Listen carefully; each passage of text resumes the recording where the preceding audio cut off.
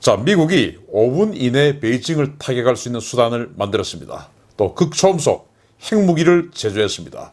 한번 보여드리고 이게 지금 우리 대한민국과 무슨 관계가 있는지, 우리가 어떤 선택을 해야 되는지 지금부터 말씀드리도록 하겠습니다.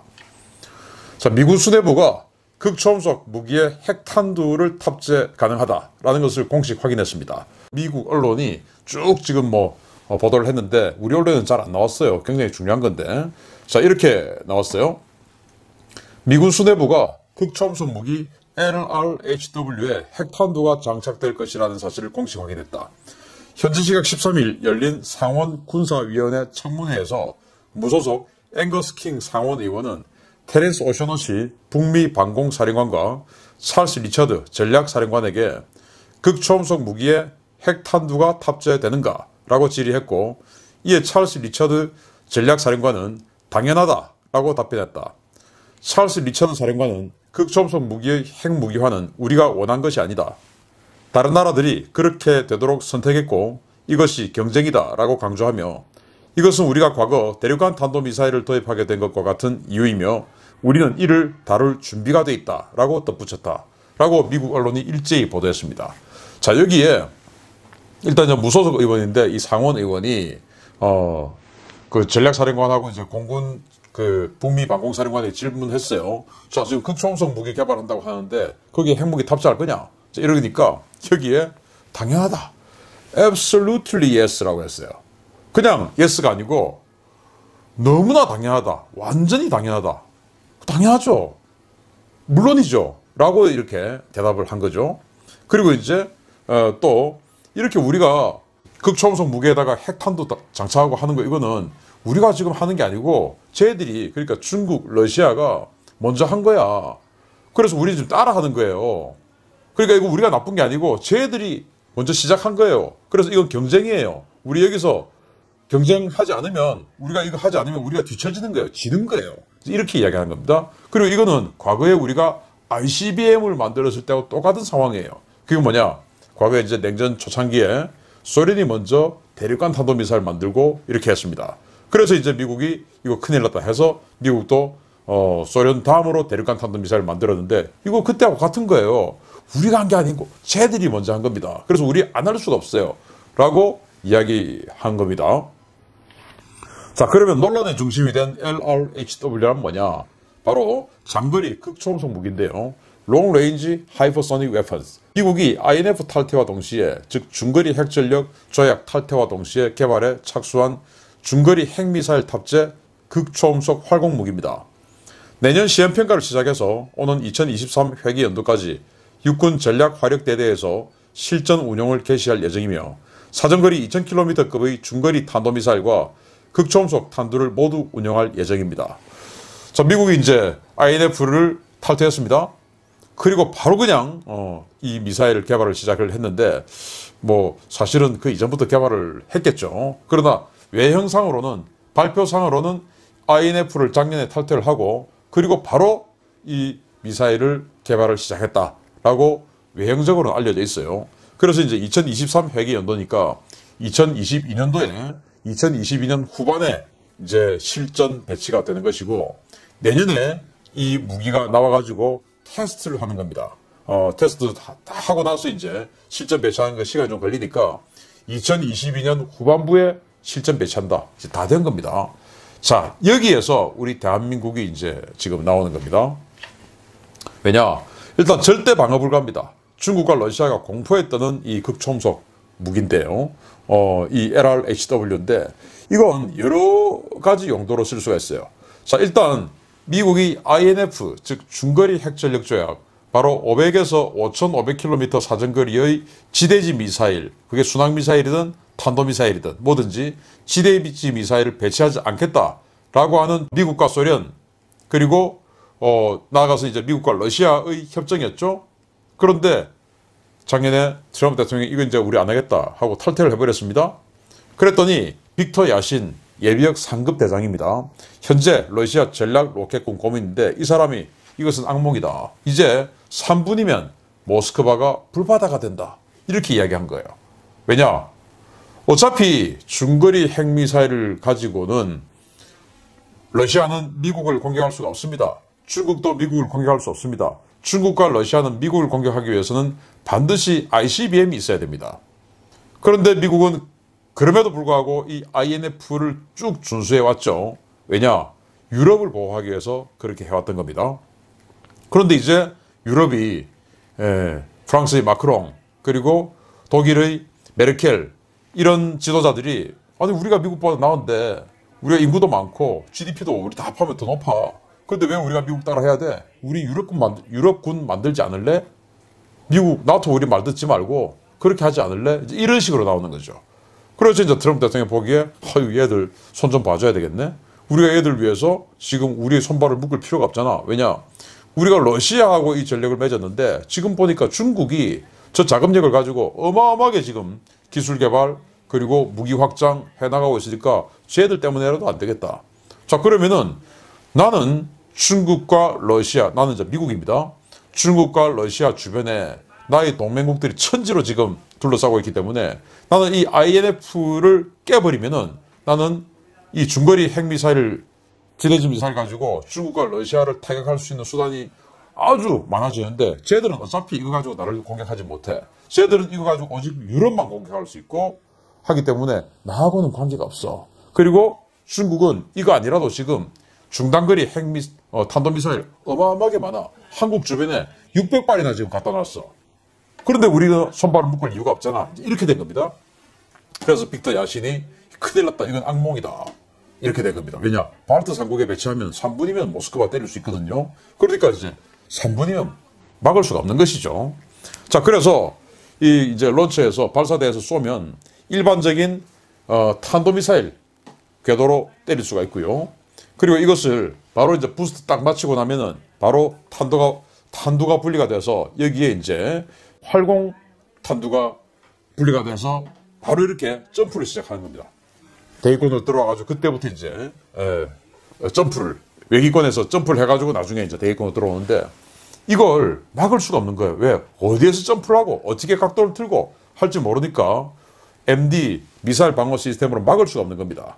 이런 걸 지금 미국이 중국과 러시아 주변에 배치하겠다 이 말입니다. 그리고 지금 개발 다 돼간다. 그래서 이 하나의 이 캐니스터에 미사일이 들어가는데 여기에는 탄두가 올 오브 라운드 탄도미사일도 할 수가 있고 극초음속 활공비행체 이걸 할 수도 있는 거예요. 그리고 하나의 지휘소에서 이것도 다 이동식입니다. 지휘소에서 4대의 발사 차량을 지휘를 합니다. 그리고 이 4대의 발사 차량은 여기 다 나와 있습니다. 한 발사 차량에 2발의 미사일이 들어갑니다. 이 미사일은 탄도미사일일 수도 있고 탄도미사일 발사체를 이용해서 마지막에 탄두가 극초음속 활공비행체로 분리가 될 수도 있는 그런 미사일을 2발을 여기에 각각 실을 수 있으니까 하나의 통제 차량이 총 8발의 미사일을 발사 통제를 할 수가 있고 이 8발의 이 4대의 차량들은 통제 차량에 바싹 붙어 있지 않아도 돼요. 예를 들어서 통제 차량이 군산에 왔고 그러면 발사대 2대는 군산 나머지 2대는 오산에서 발사를 할 수도 있는 겁니다. 이런 식으로 할 수 있어요. 자, 정리를 하자면 이게 MMRM이라고 했습니다. 모바일 미디엄 레인지 미사일. 그러니까 이동식 중거리 미사일이다 이 말입니다. 한 개 포대당 미사일 8발. 그리고 이것들이 정말 무서운 것이 C-17 전략수송기에서 공수가 가능한 겁니다. C-17 한 대에 이 발사대가 하나씩 쏙쏙 들어갑니다. 그러니까 어느 날 갑자기 우리 한국의 대한민국의 C-17 수송기 5대가 쫙 들어오면은 오산에 2대, 군산에 3대 딱 들어오면은 이게 바로 이 미사일 발사 차량, 발사대 차량 4대 그리고 통제 차량 하나 해서 베이징을 타격할 수 있는 지대지 핵미사일 그 중에서 활공 비행체인지 일반 탄도미사일 탄든지 그건 알 수 없지만 그런 것들이 8발이 그냥 오는 겁니다. C-17 수송기가 따오면. 그리고 이제 여기 일반 탄도탄 모두 지원하고 극초음속 활공 비행체 모두 지원하고요. 여기에 다시 핵탄두와 비핵탄두를 선택할 수 있습니다. 비핵탄두를. 그러니까 뭐 핵미사일 안 쏘려면 굳이 이렇게 쏠 이유는 없겠죠. 왜냐하면 미국이 지금 그 핵미사일, 저위력 핵미사일 언제든지 쓰겠다라고 하지 않았습니까? 그래서 저위력 핵미사일 쓸 수 있는 겁니다. 여기다 집어넣고. 자, 그런데 이제 이것을 배치할까봐, 우리 대한민국에 배치할까봐 중국이 지금 완전 바짝 긴장했어요. 저는요, 미국이 우리에게 정말 얼토당토하지 않은 방위비 분담금을 요구했지 않습니까? 제가 사실은 우리 언론 중에서 가장 먼저 5조 원 이상의 방위비 분담금 요구했다라고 가장 먼저 다른 언론에 나오기 아주 오래전에 보도를 해드렸었는데, 저는 진짜로 미국이 우리에게 그 돈을 받고 싶어서 한 것은 아닐 것이다. 저는 바로 이 중거리 지대지 미사일 이거 배치하는 장소로 한국 니들 우리 가서 배치할 테니까 양해해라 라는 협상을 하기 위해서 방위비 분담금 카드를 그렇게 세게 던진 것은 아닌가, 저는 그렇게 봅니다. 자, 그래서 우리가 이걸 배치해 줄까봐 중국은 지금 완전히 긴장을 하고 있습니다. 어떻게 긴장하냐? 미국에는 찍소리 못하는 중국이 한국에는 대단히 위협을 하고 있습니다. 자, 2019년 11월 28일 날 추고홍 중국 대사가 대한민국 국회와의 간담회에서 이렇게 이야기합니다. 한국은 중거리 미사일을 한국에 배치하라는 미국의 요구를 받아들이지 마라. 만약 그렇게 했다가는 한국에 어떤 후과가 있을지 상상할 수 있을 것이다. 이렇게 협박을 했어요. 그 다음에 며칠 후에 12월 4일 날 왕이 외교부장이 한중 외교장관 회의 중에서 한국은 미국의 중거리 미사일 한국 배치를 수용하지 마라. 이렇게 또 이야기를 했고요. 그리고 같은 날 환구15 중국의 관영 인민일보죠. 자매진 환구15는 이렇게 이야기합니다. 사드 배치로 냉각된 한중 관계가 아직도 녹지 않았다. 한국은 미국의 중거리 미사일 배치를 수용하지 마라. 이를 받아들이면 한중 관계는 완전히 끝나고 한국은 감당하기 어려운 결과에 직면하게 될 것이다. 이렇게 환구15는 또 협박했습니다. 제가 작년 여름 무렵부터 우리가 지금 살 길은 지금 완전히 한미 관계가 훼손되어 있고, 우리는 미국으로부터 동맹의 진정성을 의심받고 있고, 또 미국으로부터 솔직히 찍힌 나라치고 잘 사는 나라 지구상에 어디에도 없고 역사적으로는 없다. 그래서 우리는 지금 미국에게 찍혀가고 있다. 그래서 우리는 마지막 기회가 미국의 전략미사일 바로 이겁니다. LRHM. 이거를 우리가 배치를 하자라고 계속 주장을 했었죠. 바로 그겁니다. 그때 이제 뒤에서 추고홍 중국 대사, 왕이 외교부장 이런 사람들이 우리 언론에는 나오지 않았지만 왜 이렇게 바짝바짝 이야기를 할까요? 미국이 우리에게 이 압박을 넣고 있으니까, 그걸 알고 있으니까 뒤에서 지금 이러는 거 아니겠습니까? 그래서 저는 이 압박을 겁을 내서는 안 된다고 생각합니다. 저는 받아야 된다고 생각합니다. 자, 중국이 이렇게 LRHW 한국 배치에 극도로 예민한 이유가 뭐냐? 여기 이제 제가 오산에서부터 한번 그어봤는데요. 오산 기지에서 베이징까지 975km입니다.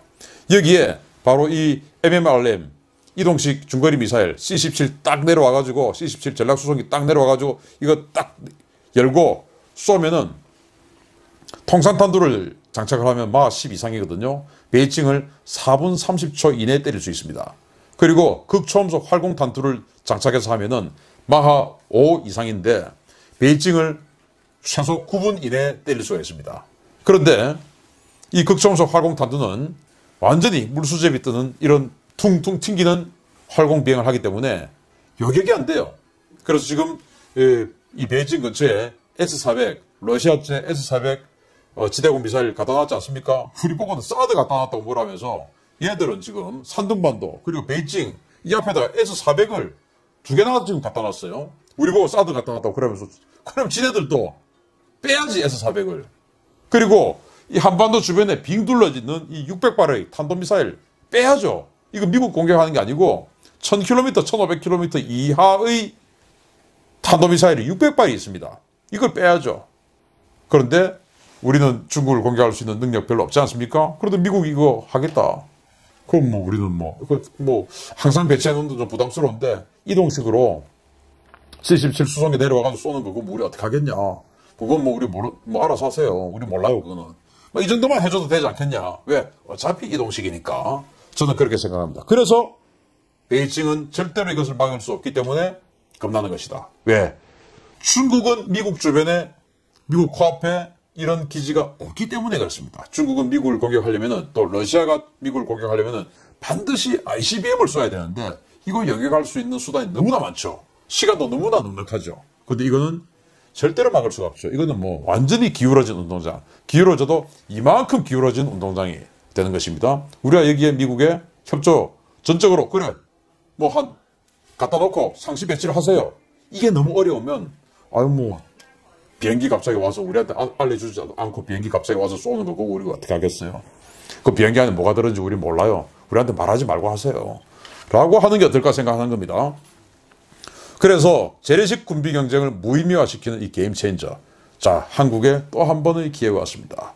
자, 그래서 지금 사드 비롯한 이런 여러 가지 미사일 방어 시스템, 미국이 C2BMC 제가 말씀드렸지 않습니까? 일본하고 이 미사일 방어 시스템 완전히 지금 네트워크 하고 있습니다. 하나의 유기체로 만들고 있습니다. 여기 우리 이제 코드 꼽아야 됩니다. 그리고 이거 활공비행체를 비롯한 중거리 지대지 미사일. 아유 뭐 비행기에 실어서 와서 쏘는 거 우리가 그 비행기 안을 검사할 수 있는 것도 아니고 당신네들 기지에 쏘는 거 그건 뭐 알아서 하세요. 우리한테 말하지 말고 우리 몰라요. 이 정도 해주자. 그래야 지금까지 신뢰 완전히 훼손되고 있는 한미관계 다시 복원될 수 있지 않을까요? 저는 이게 우리 대한민국 다시 비상할 수 있는 하나의 기회라고 생각합니다. 미국에게 찍히면 살아날 수가 없다. 미국이 좋고 싫고를 떠나야 됩니다. 미국에게 찍히면 살아남기 힘듭니다. 미국이 턱 밑에까지 쫓아갔던 일본, 미국에게 찍혀가지고 지금까지 잃어버린 30년. 1인당 GDP 미국의 1.5배까지 올라갔던 일본이 지금은 1인당 GDP가 미국의 반으로 떨어질 지경에 있습니다. 이게 미국의 힘입니다. 우리 지켜서 되겠습니까? 잘 생각해야 됩니다. 기회입니다. 잡아야 됩니다. 마치겠습니다. 감사합니다.